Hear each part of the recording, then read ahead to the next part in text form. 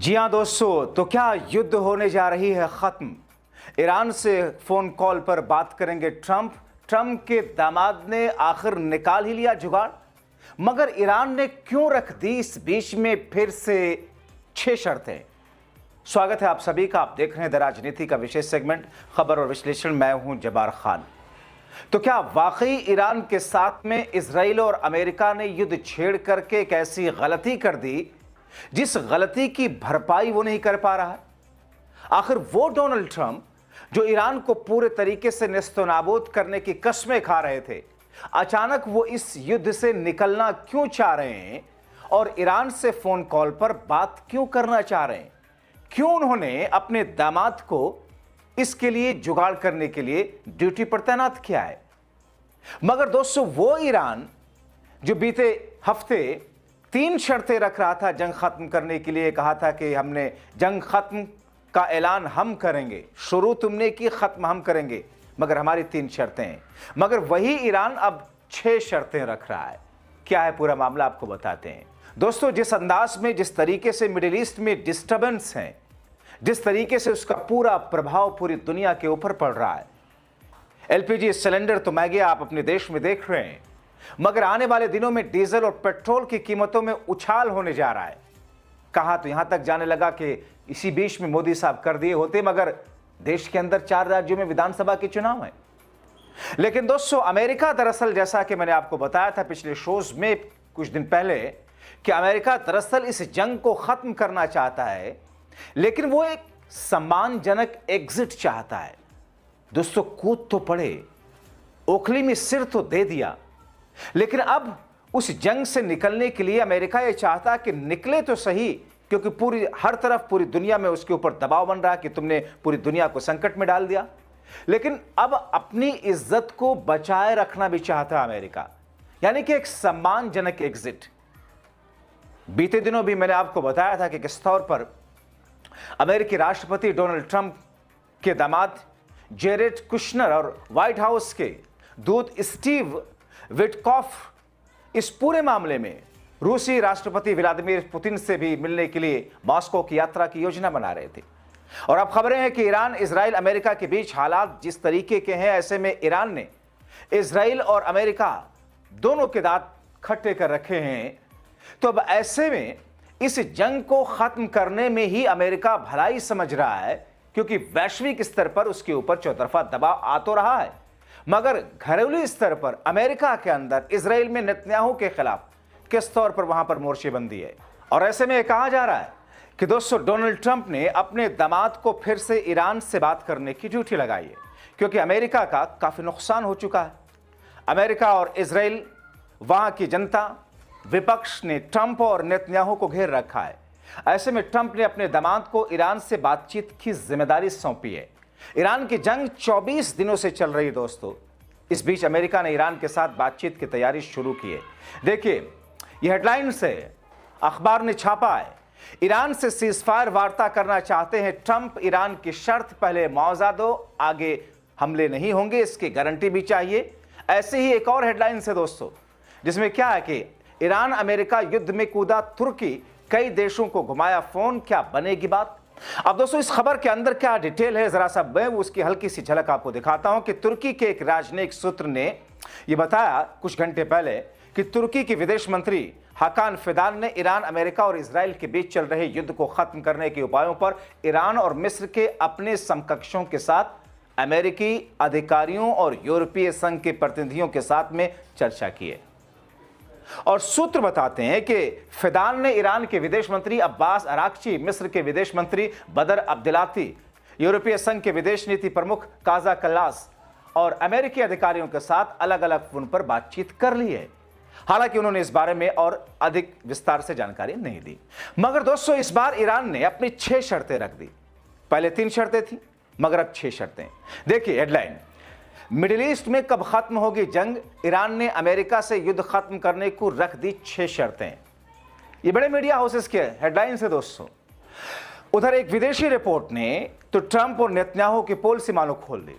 देखिए, अंतर्राष्ट्रीय रिपोर्ट है, क्लैश रिपोर्ट वाली अंतर्राष्ट्रीय रिपोर्ट जो लिखती है कि ईरान संघर्ष में अमेरिकी सैनिक तनाव, सुरक्षा चिंताओं और साफ लक्ष्यों का हवाला देते हुए बेचैन होते नजर आ रहे हैं। कुछ ने प्लानिंग की कमी बताई। एक अधिकारी ने चेतावनी दी कि जमीनी ऑपरेशन पूरी तरीके से तबाही होगी ईरान के लिए, अमेरिका के लिए। कई सैनिक युद्ध के मकसद पर सवाल ही उठा रहे हैं।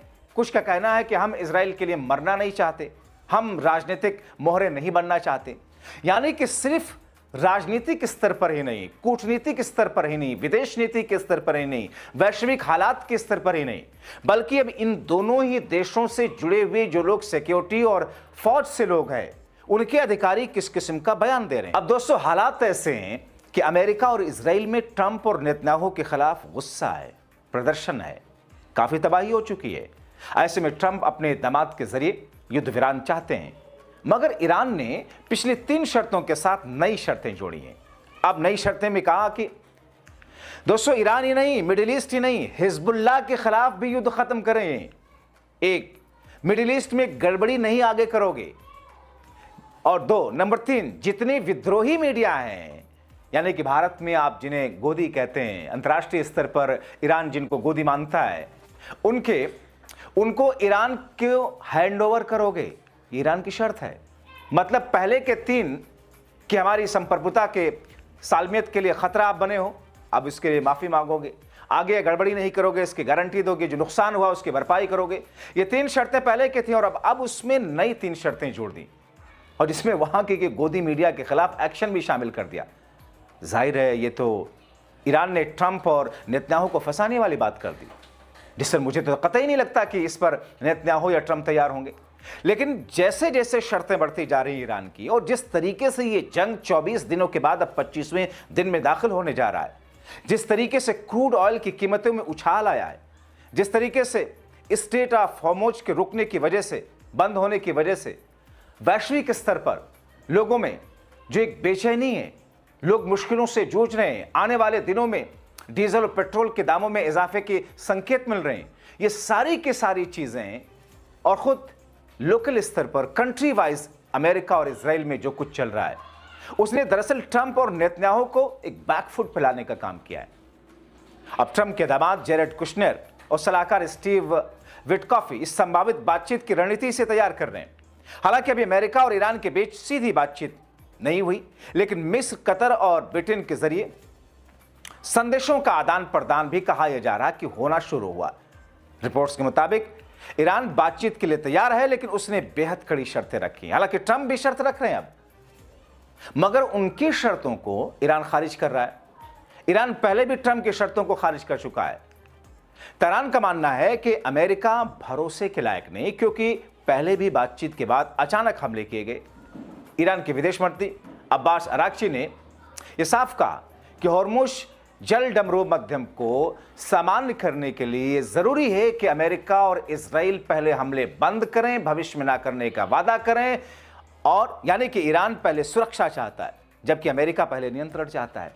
और दरअसल यही टकराव की असल जड़ है, असल वजह है। अब दोस्तों, ऐसी स्थिति में होगा क्या, बहुत दिलचस्प होगा जानना। हालांकि इससे पहले ट्रंप के दामाद ने कोशिश शुरू की थी। मतलब एक तरफ टर्की के इस युद्ध में कूदने के बाद से हालात अब और तनावपूर्ण होते दिख रहे हैं। इससे पहले रूस और यूक्रेन के मामले में भी ट्रंप के दामाद की एंट्री हुई थी, और उस रिपोर्ट में कहा गया था कि अमेरिकी अधिकारी पुतिन और उनकी टीम को शांति प्रस्तावों का नवीनतम मसौदा प्रस्तुत करेंगे। किसी भी समझौते को बनाए रखने के लिए अमेरिका और यूरोप में से सुरक्षा गारंटी और यूक्रेन के युद्धोत्तर पुनर्निर्माण पर चर्चा होने की उम्मीद, ये वहां की युद्ध को लेकर के ऐसी खबरें थी। ये ट्रंप की उस टिप्पणी के बाद में आया जिसमें उन्होंने इस महीने की शुरुआत में यूक्रेन में जारी युद्ध को लेकर पुतिन के प्रति निराशा व्यक्त की थी, और ये दोहराया था कि उन्होंने शुरू में सोचा था कि संघर्ष को समाप्त करना आसान होगा, मगर ऐसा अब लग नहीं रहा। दोस्तों, कहते हैं कि युद्ध का मुंह जो है दरअसल एक बहुत बड़े दानव जैसा होता है। यानी कि शांति, एस्टैब्लिशमेंट, इंफ्रास्ट्रक्चर की जो तबाही, लोगों की जानमाल की जो तबाही होती है, लेकिन इतनी मोटी रकम ये युद्ध खाता है, खींचता है। आज के वक्त में अगर देखा जाए तो दुनिया की 2 ही अर्थव्यवस्थाएं हैं जो युद्ध को झेल सकती हैं, अमेरिका या फिर चाइना की अर्थव्यवस्था। या फिर कुछ हद तक ब्रिटेन। बाकी देश युद्ध को झेलने की कंडीशन में नहीं होते हैं। लेकिन दोस्तों, इसीलिए अमेरिका को शायद गलतफहमी हुई कि ईरान 12 घंटे, 24 घंटे, 36 घंटे, 72 घंटे कितना टिकेगा, हम वहां पर तोड़फोड़ मचाएंगे एक साथ। जिस तरीके से उसने अपने फाइटर प्लेन को उतारा था इजराइल और अमेरिका ने, उससे संकेत मिले भी थे। मगर ईरान ने पहले से तैयारी कर रखी थी। उसको पता था कि डोनाल्ड ट्रंप ऐसा करेंगे ही करेंगे, युद्ध छेड़ेंगे, नेस्त नाबूद करने की कोशिश करेंगे और फिर खुद को हीरो भी बनाएंगे सीज फायर का ढिढोरा पीट करके, जैसा कि भारत और पाकिस्तान के बीच में। क्योंकि वो दूसरी तरफ नोबेल पुरस्कार के दावेदार भी खुद को बताते हैं। तो एक ऐसी स्थिति में दोस्तों, उनके जहन में कहीं ना कहीं नोबेल प्राइज की बात तो चल ही रही है। लेकिन इस बीच में क्या टर्की के आने के बाद और इस बीच में क्या उनके दामाद जिस तरीके की जुगाड़ की कोशिश कर रहे हैं, उसमें कामयाबी उनको मिल पाएगी? क्योंकि तभी यह कहा जा रहा है कि ट्रंप ईरान से बातचीत करना चाह रहे हैं, लेकिन ईरान ने 6 अलग से शर्तें रख दी हैं। तो फिर ऐसी स्थिति में होता क्या है, इंतजार करना होगा। फिलहाल आप जागरूक रहें, हालात पर आप भी नजर रखें। हम आपको पल पल के अपडेट से अवगत कराते रहेंगे। आप सोचते क्या हैं इन तमाम स्थितियों को लेकर, अपनी राय लिखें।